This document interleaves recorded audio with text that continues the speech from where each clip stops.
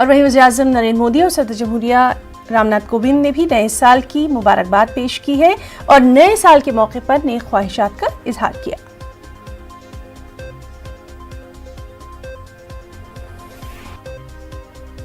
और दिल्ली के वज़ीर-ए-आला अरविंद केजरीवाल ने भी नए साल की लोगों को मुबारकबाद पेश की और कोरोना वॉरियर्स को भी याद किया।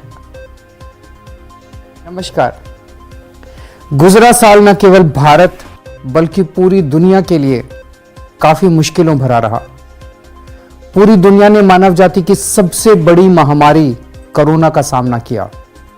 मैं सलाम करता हूं अपने कोरोना वॉरियर्स को, डॉक्टर्स को, नर्सेज को, मेडिकल स्टाफ को, पुलिस कर्मियों को, सफाई कर्मियों को, सभी सामाजिक धार्मिक संस्थाओं को। बेहद कठिन परिस्थितियों में आप सभी जनता की सेवा में डटे रहे। महामारी के इस मुश्किल दौर में दिल्ली के मजबूत मेडिकल सिस्टम ने पूरी दुनिया के सामने कई उदाहरण पेश किए। दिल्ली ने दिखा दिया कि हम दुनिया के विकसित देशों से कम नहीं हैं।